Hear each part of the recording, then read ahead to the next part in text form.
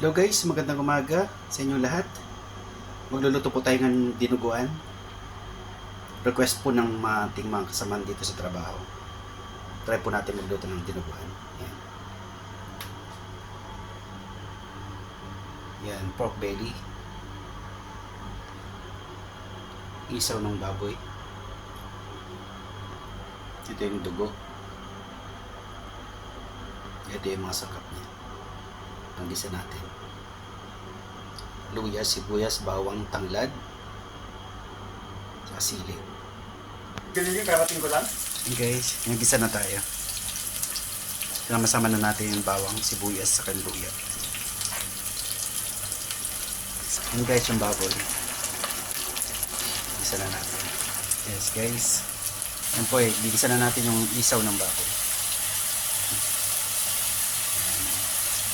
Yan guys, yung tanglad, lagyan na natin.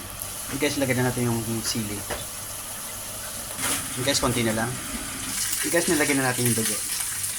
Yan, nagmumukhang dinuguan na siya.